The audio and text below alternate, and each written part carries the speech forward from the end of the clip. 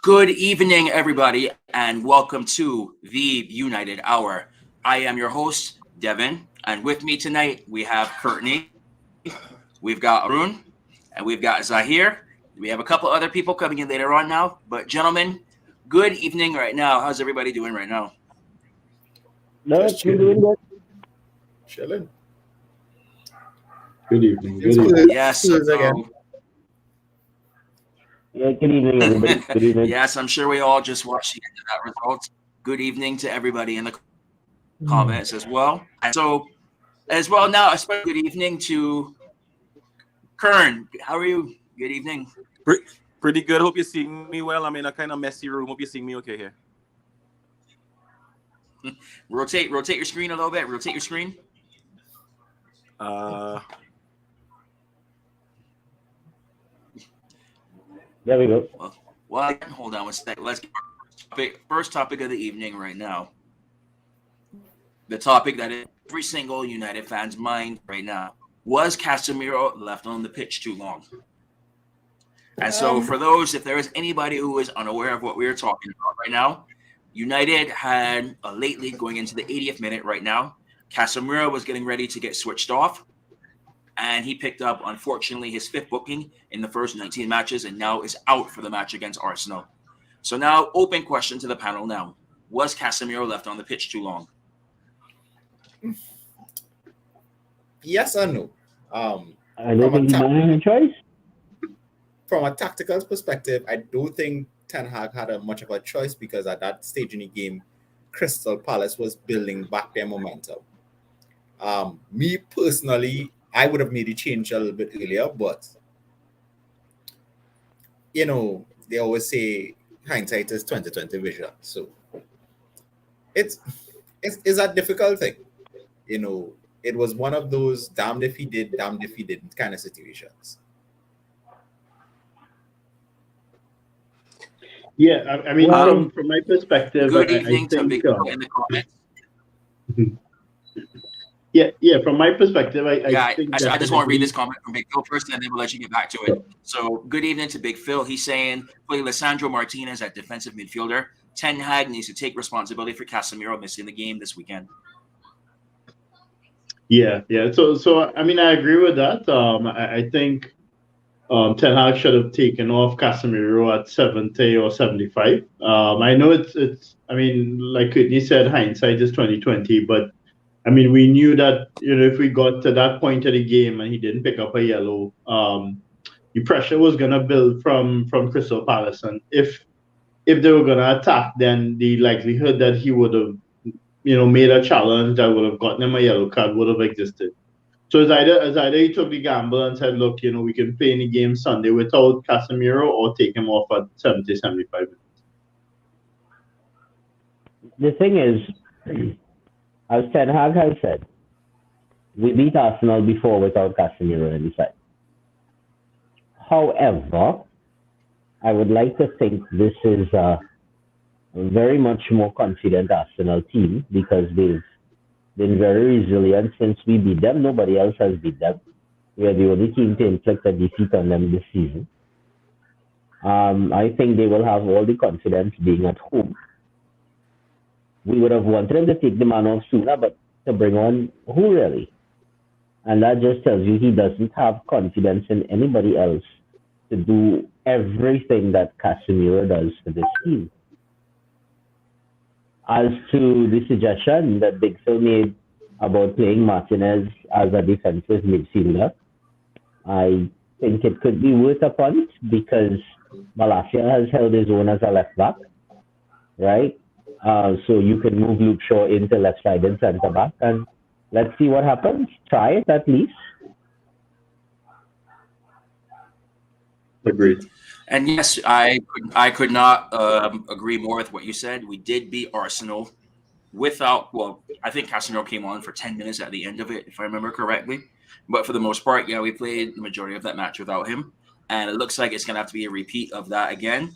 But to everybody watching on right now, what say you in the comments? Let us know what you think as well. And now I'm going on to another question right now, probably the next biggest question on all United fans right now. What was worse yesterday? The late yellow for Casemiro or the late equalizer by Crystal Palace off of an absolutely gorgeous free kick? Probably one of the best free kicks I've seen in a long time. I have to give credit to the Crystal Palace player for that free kick. It was magnificent. De Gea had absolutely no chance at that. What say you guys? Open question. The free kick, it was a stupid foul. And we should have put that game to bed a lot earlier. And we always knew that Crystal Palace is not a shilling team. Let me be real. They've had, under Patrick Vieira, they've had a good run of form. They're a very tough team to beat. So for me, it would have made more sense for us to, get that second goal, secure the 3 points, and make Crystal Palace work for it. From the time that we left the door open at 1-0, yeah, it was happening. I saw it. I was like, yeah, we're gonna concede that goal. Yeah. So I mean, I think that considering that last goal definitely hurt more. I think we could have played without Casemiro versus having dropped those 2 points. I mean, like you said, Devin, that free kick was more or less unstoppable. It was inch perfect. It hit the underside of the bar, and beat De Gea. Looking back at it, I thought that De Gea, the wall unsighted De Gea. But he said the wall, and the free kick was just a perfect free kick. We had there was no other chance in the game that they could have beat De Gea, other than that free kick. I mean, we had the opportunity to score a winner 2 minutes after, but it just didn't happen that way. And I think there's a lot of games to play in the season to define our season by that goal. So let's just move on from here. I think we need to march on and get a good result on Sunday. I agree. Nothing else to add. So big comment.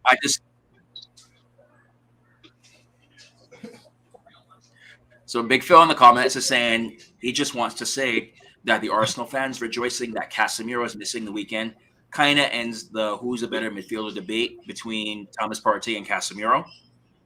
I think I that's an interesting take on that. That's a debate. I don't think he's the best midfielder in Arsenal side. I think Odegaard is definitely the best midfielder in their side, if not currently on form, the best midfielder in the Premier League. So we shall. Hold on. In the words of Rashford. Before it goes, Zahir, I want to ask a question. That was an actual question that Arsenal fans have. A man who have 5 Champions League, multiple Spanish leagues, multiple Spanish Cups, and a Club World Cup. Okay, cool. I just, Arsenal fans and the delusion again. Cool, thanks. Well, it again, it's something that I've been kind of having this mindset of this season right now. Our team is not the finished product yet. We don't need to worry about what other fans are saying right now. We just need to perform on the day that we play. So if that's what they choose to believe right now, it is what it is. Good evening to Siraj. Siraj saying, watch how City played today. Personally, I think it was more watch how Spurs collapsed today than how City played today, but that's just me. Anyway, going back to the topics right now, I think that the late goal to me was just even worse because we had chances to put that match on it. And that's what happens when you don't take your chances. So for our match on Sunday, draw points at the end, especially when you see what happened today. I'm not going to say our title challenge is over because I never thought we were actually in it. But you know what? Let's see how this team overcomes some adversity right now, especially coming on Sunday. Going into a next topic now, which I think should be a fun one right now. Jesse Lingard tells all. So for those who are not familiar with what is going on today, Jesse Lingard was in the press today again speaking about United. And he basically said that there was no direction at the club. Nobody knew who was in charge. It's been that way since Sir Alex left. He said that he wanted to go out on loans in Newcastle at a time, and essentially all he got back from John Murtaugh, I believe it was, were just saying how many days do you want off, and then he said, you know what, just because they said you want to take days off, and then press twisted the story and whatnot. But Jesse Lingard saying that we pretty much have been speculating for a while that there was no actual direction since Sir Alex left. And to hear it now coming from somebody who pretty much, I think he spent 23 years total, if you include his time in the academy at the club, to come out and make a comment like that, an academy graduate like that. I'm going to start with you, Courtney. What say you to that one? No, actually, let's start with Zahir because we've cut off Zahir quite a few times today. So, Zahir, go ahead. Jesse Lingard, God bless your friend. I mean, you scored a goal that won us an FA Cup, right? You did the Millie Bop at the Emirates, right? Not once, but more than once. You've given us the jailings celebration, right? But other than that, you are clearly eating and drinking from the Paul Pogba pot of Kool-Aid, where if believing in your own hype was a walking, talking person, there you are, right? You don't have the, how should I put this, honor of a lifetime to pull on our shoe and then get to the point where you think you could make demands the way he got to the point where he figured he was owed something or wanted to demand how much playing time he got, whatever it is was going on with you, brother. These fellas had to learn how to humble, know their place, and sit down. Or they just had to be sent packing. And I honestly believe if Jesse had stayed, he wasn't going to survive year one of Eric Ten Hag. I am confident of that. Because there are men right now in that dressing room who are not going to survive year one of Eric Ten Hag. So it was just going to be a matter of time for Jesse. So thanks, brother. We have a couple nice memories of you. You screaming beans, beans, beans at the TV when Rashford won us that game against PSG is a very treasured memory for all of us. But see ya. Wouldn't want to be here.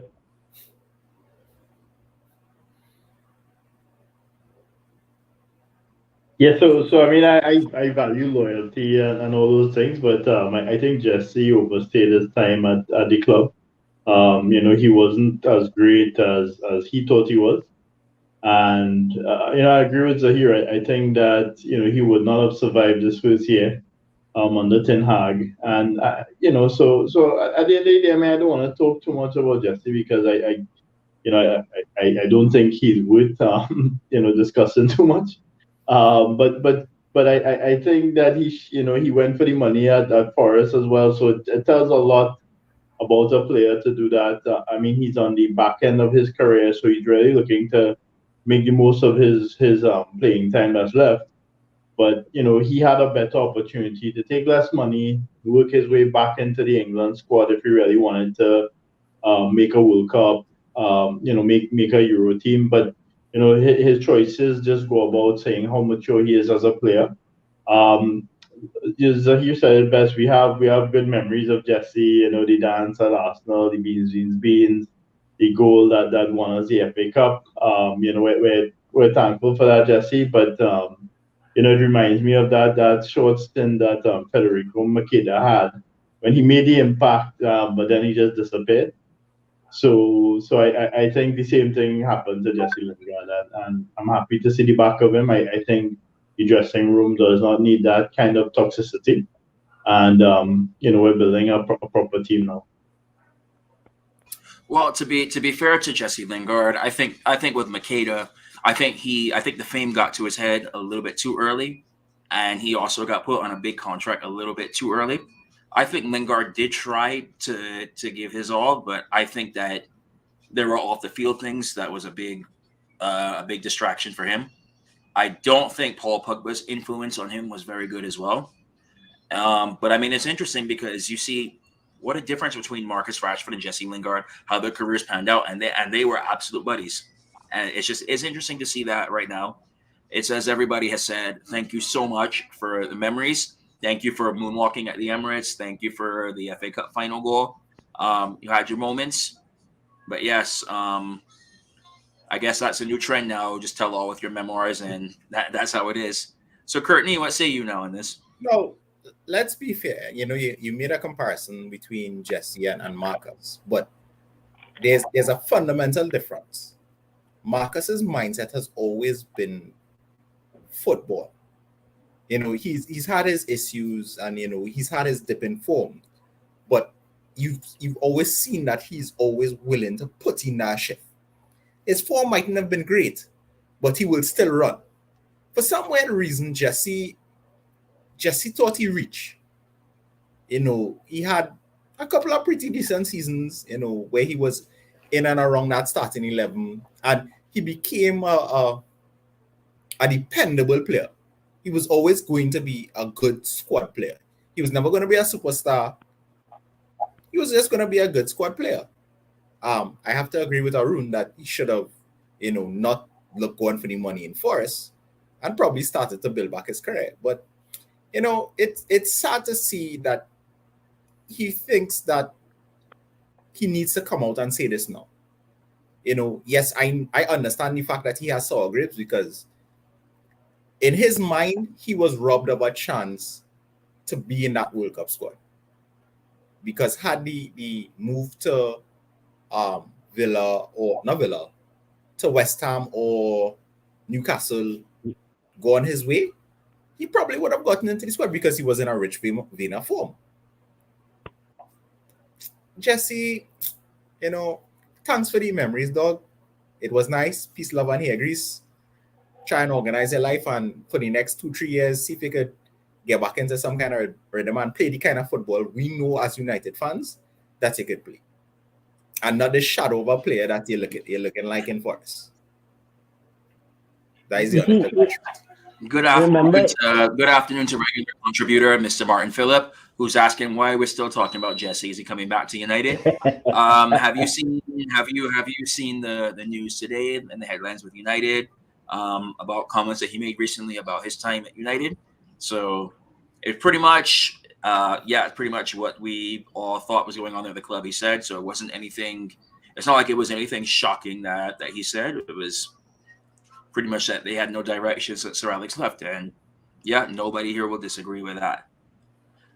Martin is also saying, with or without Casemiro, United will win. The elephant is too heavy for the tree. I think he's referring to the match on Sunday. We'll have a segment on that later on in the show as well too. Siraj is saying he's not as good Casemiro. I'm not sure if that means he's not as good as Casemiro or Casemiro's not as good as Partey. Not sure what they're saying. He's also saying that Fred is a flop. Well, we will be depending on Fred and come Sunday as well, so we shall see how that goes as well too. I don't understand the hate that people have for Fred. He's not the greatest player. He's not the silkiest. He's not, but he does the job that the coach wants of him. If you look at Fred's time at the club, all the managers that he's played for has never doubted Fred's determination, his heart, and his ability to follow instructions. Think about it. Listen, you know what Fred is in a practical sense? Mm-hmm. You just have these things called multi-tools. Yeah. Do you think that is not quite the exact shape screwdriver or the exact quite size wrench, but it just kind of gets the job done in a pinch when you don't have the right tool? That is Fred. Fred is the multi-tool footballer. Fred reminds me of Darren Fletcher, Nicky Butt, Park Ji-sung. They would never start. I wouldn't go so much. You tell me Darren Fletcher, yes. Nicky Butt would probably have been a little more reliable and solid all around. But Park, nah boy, you can't be playing Treelong Park in the same bracket with Fred. Understand what I'm saying, Zahir? In the sense of they were all players that they would never start, but they needed them to do a job. I get that. I'll give you that. and they would go on the field and do the job. That's what Fred's role is. We don't need him to score a million goals or to have the fancy passes. We need you to sit in the base of the midfield and do all the dirty work. Yeah, so with that point of Fred, right? So I mean, we saw the job he did on Sunday, on Saturday against City, and it was a hell of a job. So he locked down De Bruyne, and I think that neutralized that City threat as much as it could. I mean, De Bruyne got free, and it just showed that he could create chaos when he's free. I think on Sunday we're going to have to rely on Fred similarly, because I think if he could do a similar job with Odegaard, that will neutralize a lot of the threat that Arsenal will present. So I think the tactics are going to be similar against Arsenal. Fred is going to have to do that same job that he did against De Bruyne with Odegaard, and then we will see how the game unfolds. Well, since we're kind of already hinting at this topic, I was going to save this for later on in the show. So let's get at it right now. What will be our starting 11 against Arsenal come Sunday right now? I think pretty much, let's see right now. Would you say, yeah, obviously David De Gea is a lock. Marcus Rashford is a lock. Rafael Varane is a lock. I think he would play probably the same system that he played against City. He'd play De Gea in goal. The back four will be unchanged, so it'll be Wan-Bissaka, Martinez, Varane, Luke Shaw. Middle, he's probably going to play Eriksen and Fred, with Marcus on the left, Anthony on the right. I'm thinking Bruno at 10. Start. I think New Boy is going to get a start. I can't remember his name right now. Weghorst. I think he's going to get a start with Bruno playing directly behind him. Yeah, so my position differs a little bit actually, because I think at the back four, I think the three biggest threats that Arsenal will have will be Odegaard and Saka and Martinez, right? So we need to neutralize Odegaard. I think Fred is going to do that job. I think Martinelli and Saka could be neutralized by Malacia and Wan-Bissaka. I think although Shaw is so good going forward, he is not as good defensively. So I think he'll probably leave Martinez off the centre back position, play Shaw there. So Shaw and Varane, who's displayed that they have the ability to play there. I think Fred is going to be played and deployed in a similar role that he was deployed against City, and he might actually play Scott at the CDM position or Martinez, but I still don't think he's going to play Martinez in a new position that he's not accustomed to without having that rule been done in another game. So I think he's going to have Scott at the CDM with Fred monitoring Odegaard, and then in the middle we're going to have Rashford on one of the wings.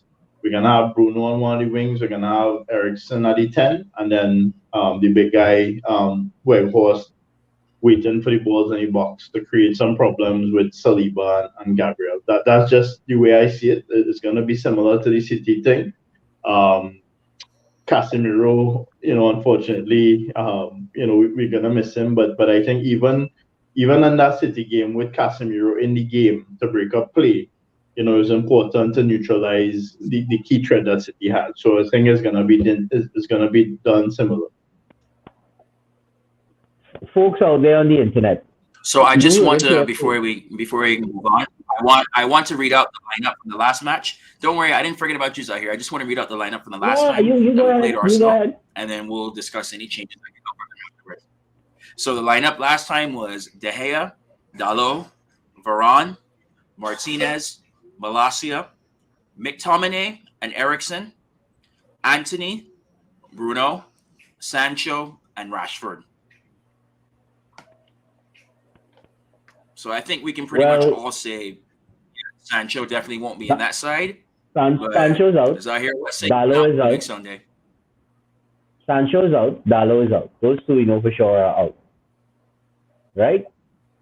But before I give you my lineup, I just want to tell everybody out there in the interworld and the interverse and the internet that when Ten Hag releases the team sheet and you see the return of McFred, it was Arun who caused that because he just sat here and predicted the return of McFred.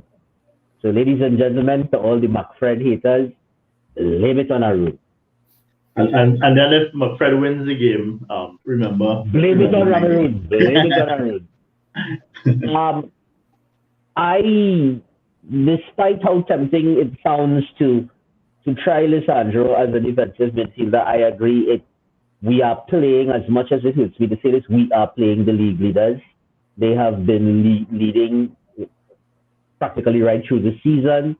They have lost only one game to us, so it is not the time to go experimenting and trying Lisandro there. So if you are playing Lisandro Martinez, he is going to be playing next to Varane in the centre back position. I would go for Malacia at left back and Wan-Bissaka at right back. Or if he is perhaps thinking that Wan-Bissaka may not be able to handle defensive duties against whoever Arsenal puts there, maybe he might just put Shaw at left back and Malacia at right back, which he's done before. I agree that Fred is going to play. I think it's going to be Fred and Casemiro. And I still would have Bruno at the 10. As I hear, don't forget Casemiro is out. Sorry, not Casemiro. My bad. Fred and Ericsson. Right? Fred and Ericsson with Bruno at the 10. Because Weghorst starting at the number 9 really gave Bruno some space and some chances and opportunities that he hasn't been having lately. Right? So I'd like to see more of that. Rashford on the left, Anthony on the right, although I'm fast running out of patience with Anthony because it seems we bought a one-legged horse. Right foot, boy. We bought a one-legged horse. Right? I don't get it. To be fair, he did score in his debut against Arsenal, so we have to give him that. Yeah, with his left foot. Listen to me. The man is badly one-legged. That they're on a breakaway. All you had to do was swing your right foot. And he Between wouldn't. Rashford and Weghorst, they would have get the ball. But he chose to cut back on his left foot and break down the whole play. And I am cursing in front of my TV. Because I'm like, Dan, swing your right foot. Yeah, here's the thing, right? The only thing I think I want to try with him right now is maybe against Reading in the next round of the FA Cup. Try him on the left and see what happens. Right? And see if he's putting anything good. If he's getting straight down to the byline and crossing it, whipping it back to the top of the 18-yard box. See what's happening. We're asking him to shoot from that side. Just get the ball in the box. Because now you have a freaking 6-foot-something beast waiting in the box. And usually our wingers cross the ball inaccurately too high. So you gotta really go too high to be too high for the number 9 now. Right? So maybe I miss it. Might be good. You know what's the interesting thing though? And we saw it in patches in the Palace game. They didn't want to cross the ball. I do understand, Weghorst is 6'1", maybe even 6'3". He's 6'6". 6'6". Yeah. Yeah. Cross the ball. Give him something to attack. And I don't think we've settled. He's settled into the squad, and I know he's only had about 5 days. A couple days. Yeah. But I would have liked to see in the Palace game that at least once or twice between Shaw, Rashford, Garnacho, Anthony, somebody swing the ball. Because we are not known for swinging the ball. Can you imagine what I just want to read this comment from Martin Phillip right now. And he is saying all United has to do is bring the ball up quicker than when they played City. Arsenal is scared of United. If United scores first, it will be a goal fest. Well, Um, we need to shake them up a little bit too. While I agree with you, Martin, I disagree with you too. that's what I was thinking as well too. I don't think that Arsenal's afraid of anybody right now. To be very honest, they're flying very high in form. They're coming off a win in the North London derby. Of course, today kind of puts a hamper on that because I thought that Spurs side was better than that. But they're in great form right now. They have arguably the most informed midfielder in the Premier League right now in Odegaard, who's playing out of his mind. Saka is always playing consistent. Partey as a defensive midfielder is definitely going to be something that's interesting. One thing that what happened pull up the team, the Arsenal team, because I don't think Partey was in that last team, you know. against Spurs? Against us. No, he wasn't. No, he wasn't. No, He was I don't He was think not. he was. But he will be there. Yeah. He was not. He was not. He in was that injured side. at that point in time. It was. It was Ramsdale, White, Saliba, Gabriel, Zinchenko, Lokonga, Xhaka, Saka, Odegaard, Martinelli, and Jesus. So there'll be no Jesus. Yeah, well, not having Jesus in their life, it doesn't seem to be bothering them anyhow. Right? But what I was going to say is, right now with how good Shaw is playing at center back for United, I mean, I kind of could see a Varane and Shaw partnership going there. I could see Wan-Bissaka is going to have to play at right back. And then because he'll have to take on, I believe it'll be Martinelli on that side. Then the question is now at left back, do we think Malacia can handle Saka? The other question is, do you think Trossard is going to play for them? They signed Trossard, I believe. A deal has been agreed. Yeah, I saw a deal has been agreed, but I don't know if they will get him registered in time for the deadline. I think they for the Sunday game. Because I think for this weekend's fixtures, they have to be registered by midday tomorrow, UK time, which was the same issue that we ran into with Veghorst for the derby. Yep. And I don't know how soon. Remember, the thing we have to remember is their administrators are more efficient than ours. So if they want a man registered by midday tomorrow, remember, I don't even know if Trossard is even in the UK anymore because I read he left after an issue with Brighton and whatnot. Good evening to Carlton. Carlton is saying Shaw in Casemiro's place. I was actually going to be one of those people who thinks that this would be a good time for a potential midfield. I'm thinking Fred and Martinez.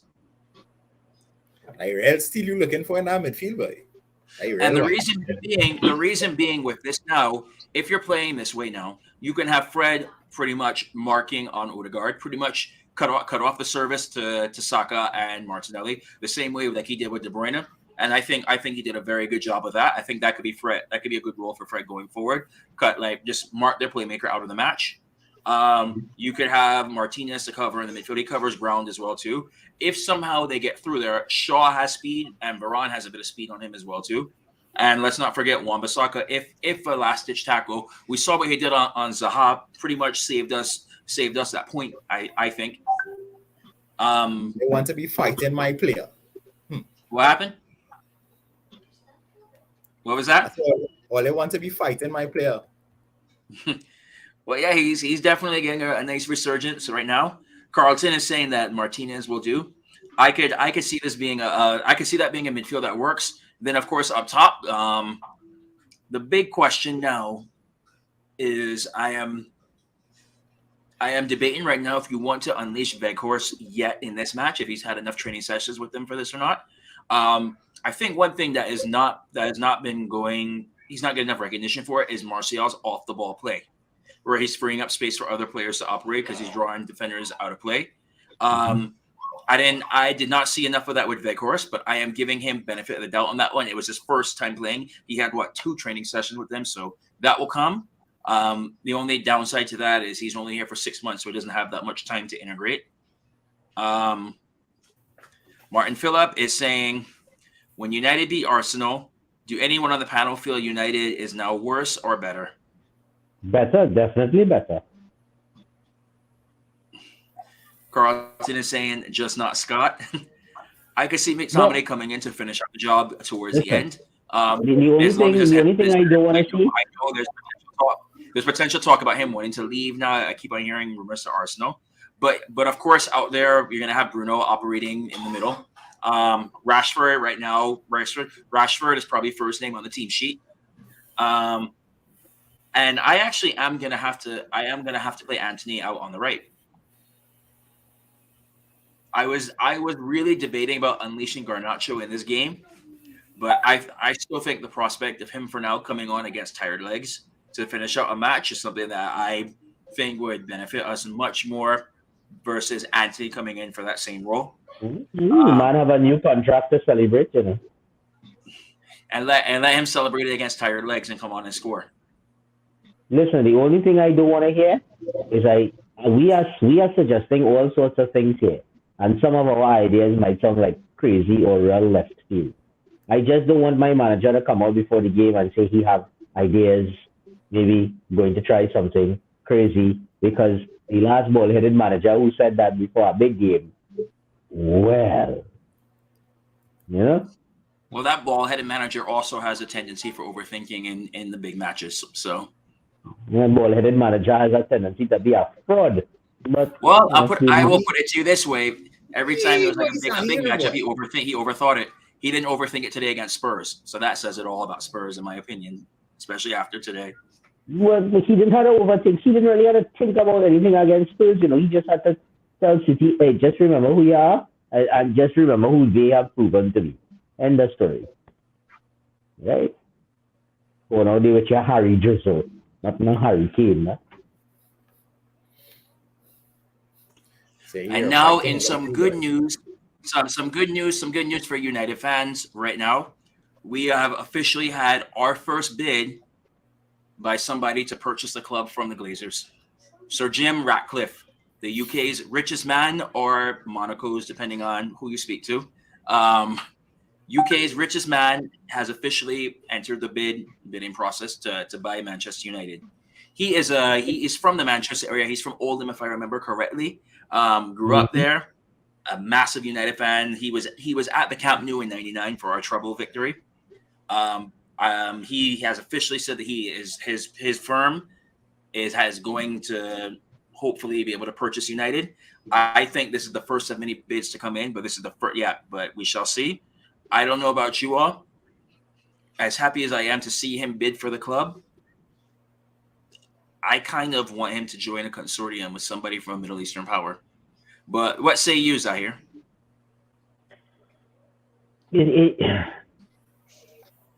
Every football fan of every club wants to know that the ownership of the club is as passionately supporting the club and loving the club as we the fans are.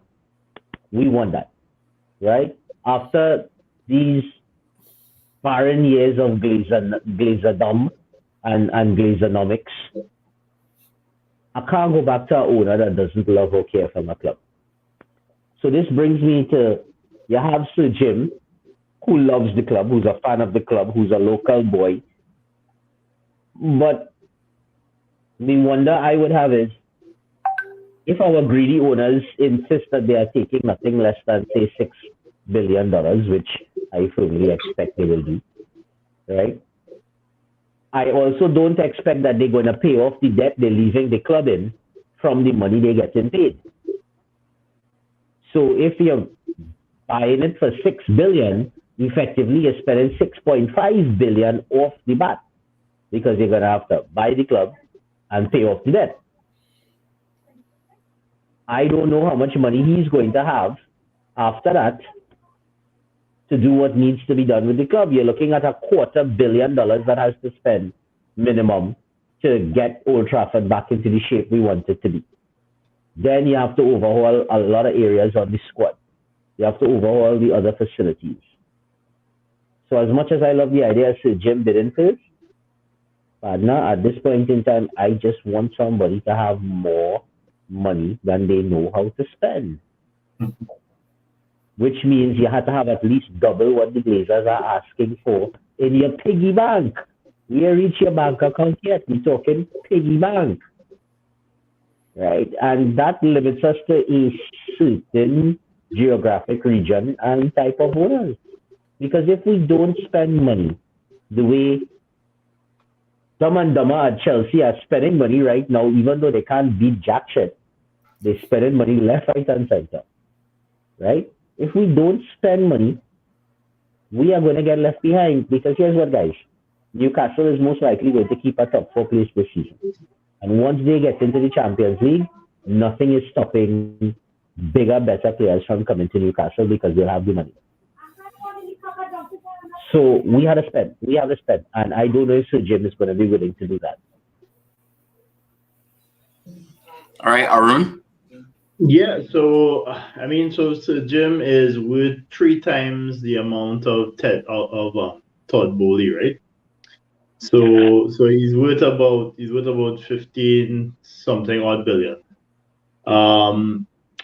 No, I understand what Devin is saying as well in terms of him being from Manchester and having supported the club. He did put in a bid for Chelsea, which to me just it seems odd that Chelsea was available. He went for Chelsea. But I mean, you can't write it off. Business is business at the end of the day. I would prefer somebody who is passionate about the club, who wants to move the club forward.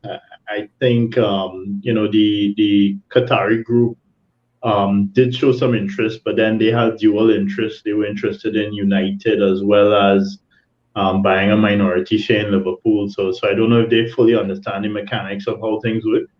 But somebody like Sir Jim Ratcliffe, I think he can add value to the team. He can add value to the infrastructure. Having passion for the club, I think he'll definitely be interested in seeing the club return to glory days.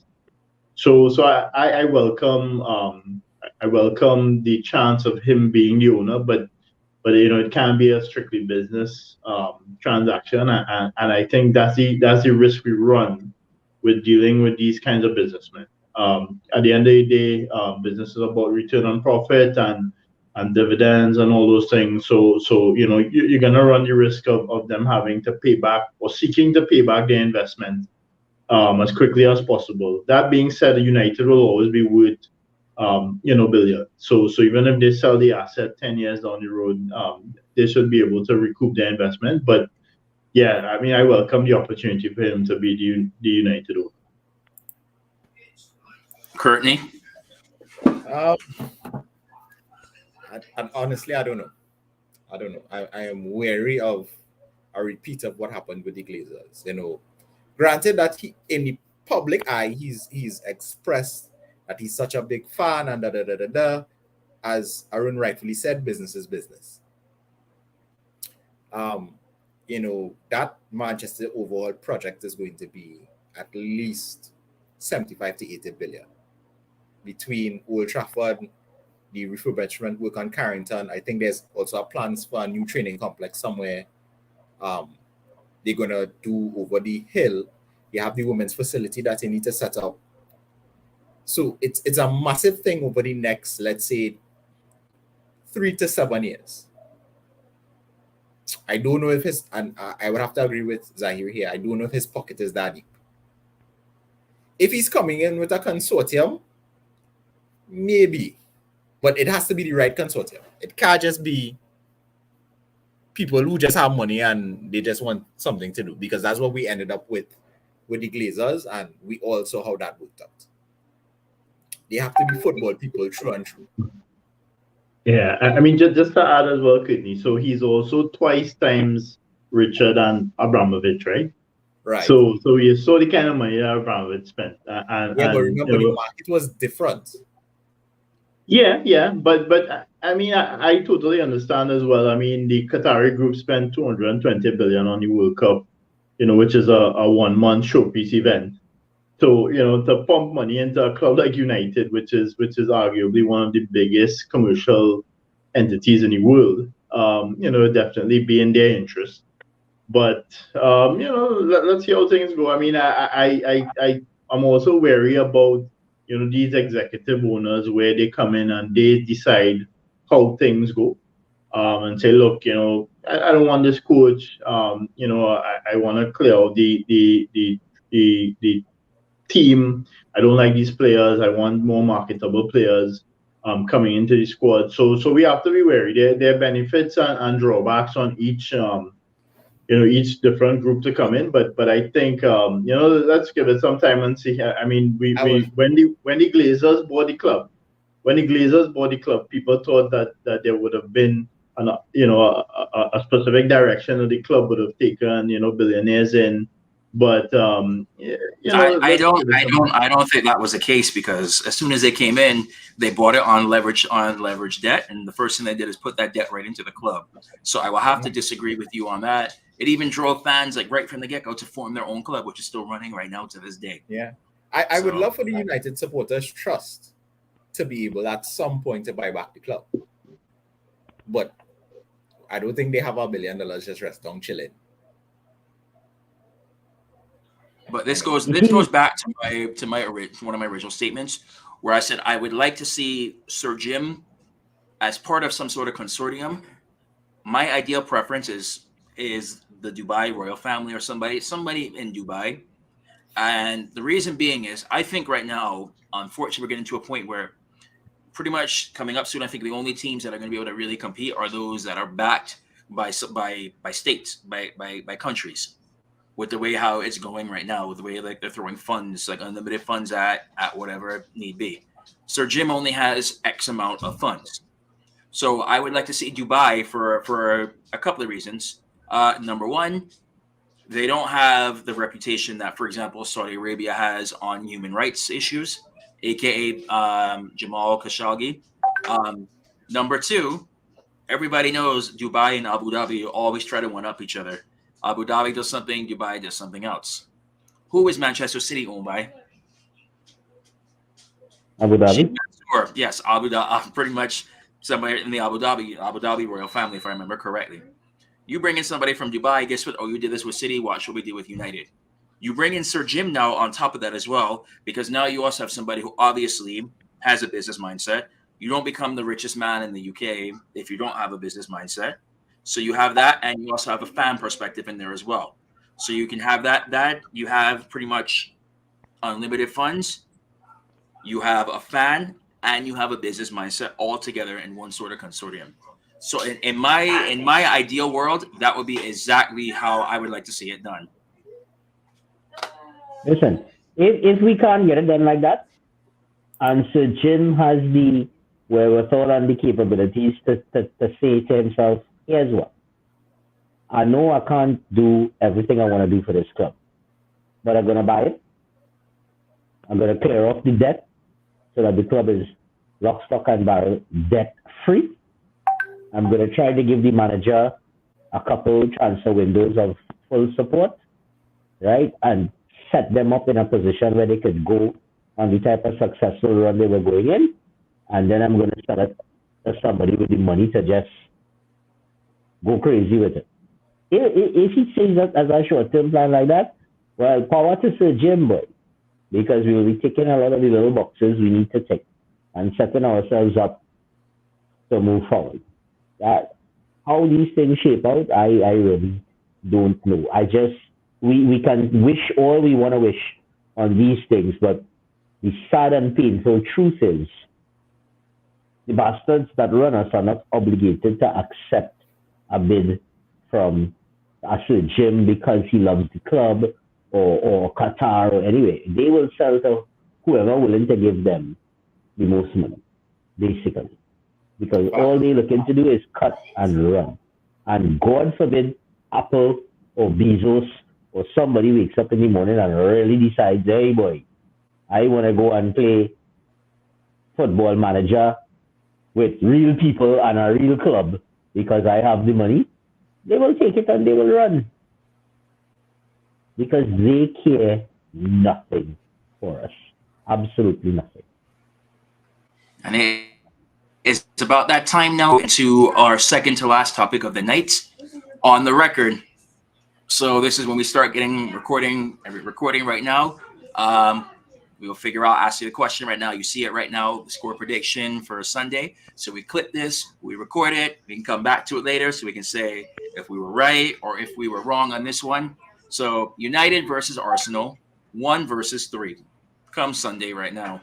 United can move within 3 points of Arsenal with a win, if I remember correctly, if my math is correct. So on this one, we will start with Zahir. What will be your prediction for Sunday's match now? 2-1 to United. The United scorers will be Rashford with the first goal. And deep into the second half, after Arsenal have equalized through Martin Odegaard, Garnacho will be making a run into the box on tired legs, get fouled, will get a penalty, but by then Rashford will be off, and Wout Weghorst will open his account for United. So 2-1 to United. Okay, 2-1 to United. We've got Rashford and Weghorst for scores for United, and we've got Odegaard for a goal scorer for Arsenal. We have it on record. Courtney? I think we probably play to a 2-2 draw. The goal scorers would probably be Saka and Martinelli for Arsenal, and for United, I'm going to say Weghorst and probably Bruno. Yeah, that's me. 2-2. Arun? Yeah, Arun? we drilling down right down way. So what happened Sunday, Devin, is if had we won that game yesterday and beaten Arsenal on Sunday, we would have been within 3. But if we beat Arsenal on Sunday, we'd be within 5. City playing their game against Wolves just before the Arsenal game can cut it to 2. So Arsenal could be a little bit on their toes when they play us. So I think they'll be a little bit edgy. I see United winning 2-1. I just, I think it's going to be a tight affair, maybe a 1-0 or a 2-1. And I see the goals either being Weghorst and Rashford or Weghorst and Bruno. On the Arsenal side, I think an outside the box strike from Xhaka or somebody like that to get their goal. But I think our back four and Fred will eliminate the threat of Martinelli, Saka, and Odegaard. So I guess I have to go last now with my prediction on the record. I see this match actually finishing in a 1-1 draw. This match is going to be all about the midfield, in my opinion. And whoever can control the midfield will get their chances, and when they get their chances, they have to take them. I don't think there will be many chances for either side in this match, to be very honest. So I could actually see Weghorst opening up the scoring account for United, and then I can see Odegaard scoring as well too. So I can see this match being a 1-1. Mr. Martin Phillip, he's on the record saying United 3, Arsenal 1. Would you be able to name your goal scorers as well too, Martin Phillip? And also, before I forget, please make sure to like and subscribe. Don't forget, we have a giveaway going. If we get to 2,000 subscribers by the end of the season, this Eric Cantona poster behind me could be one of yours. Comes off my wall, frame, authentic, everything. And now for the last segment in my opinion, the best segment, Top Shotter and Boo Boo Man for the week. So for those of you who do not know, Shotter is man, group, whatever, that can go wrong this week. Everything they touches turns to gold. They are just that. They are just that person. Everything is going great. Boo Boo Man, complete opposite. Everything they touch turns to straight doo doo. So just that absolute horrible week. So on this one, I will go last, and I will leave it up to you guys to decide what order you want to go in, but I will be going last. So gentlemen, how about it? I'll go first. My top shotter for this week, youth man from City who played today. You know, it hurts my heart to give a City man that kind of forward, but the youth man had a real good game. But I was. Are you talking Julian Alvarez? Nah, not Julian Alvarez. No, the guy at the back, he played against us. Curtis Richards. Oh, or Akanji? something. No. No, He played right back. He played in place of he Kyle played Walker. back against us. Oh shoot. The man run down Anthony Curtis. Richards also is an American guy. He's an American guy. Yeah, the youth man. Chris Richards, I think. Rico Richards or something. Lewis. Yeah, Rico Lewis. Now, well, he was the one who played right back against us. Was Richards play right back against us? The youth man had a good game, but had a game that coming up against some really world-class players, and in that kind of game, yeah. My boo-boo man for this week, Antonio Conte, boy. I don't know, like you just can't get this right in Tottenham, boy. You have a 2-goal lead and you just tell them fellas, yeah, fellas, the game done.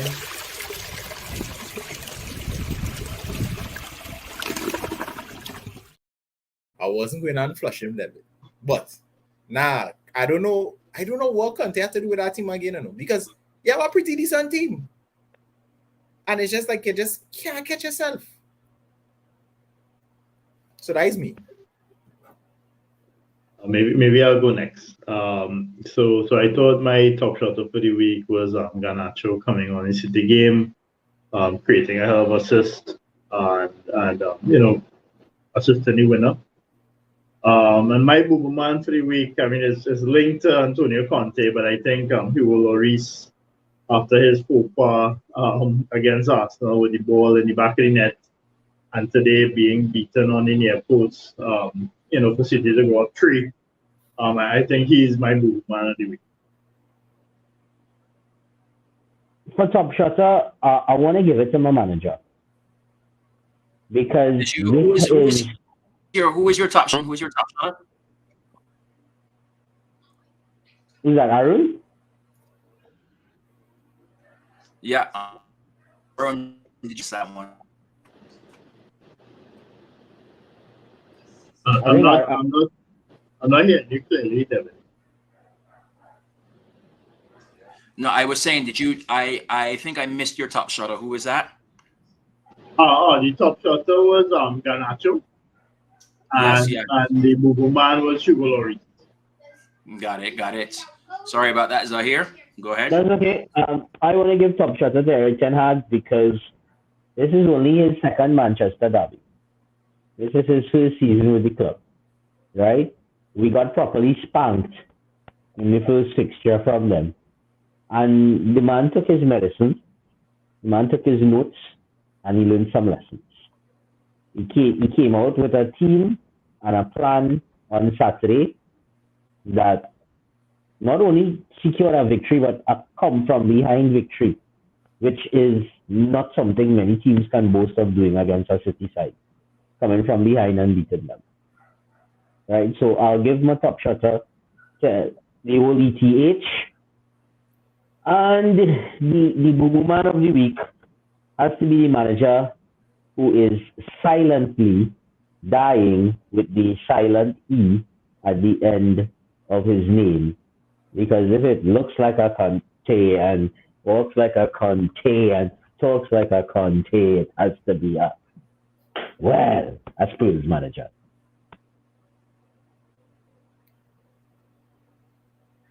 Now I have to go ahead with my top shotter and boo-boo man for the week. My top shotter for this week, unfortunately, I have to give it to Martin Odegaard. He is playing some real good football right now, to say the least. Like I know I mentioned it on this show earlier today. In my opinion, he is the most informed midfielder in the Premier League right now. I know everybody was boasting about De Bruyne being the best midfielder in the world and whatnot. He has not been the same since the World Cup, in my opinion. Martin Odegaard has absolutely stepped up. He's been an absolute rock, absolute force in that Arsenal side, and we are going to have our work cut out for us. Mainly, in my opinion, one man in particular is going to have his work cut out for us.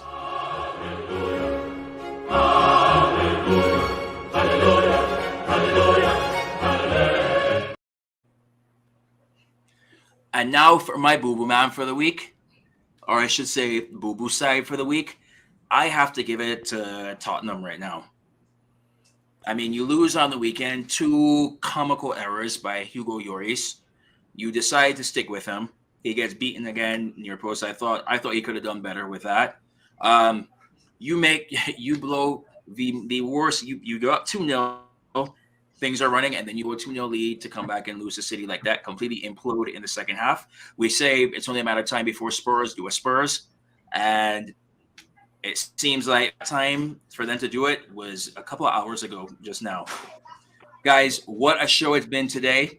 Thank you so much, Courtney, Zahir, Arun. It's been an absolute pleasure, guys. And this is the United Hour. We keep that red flag flying high because Man United will never die.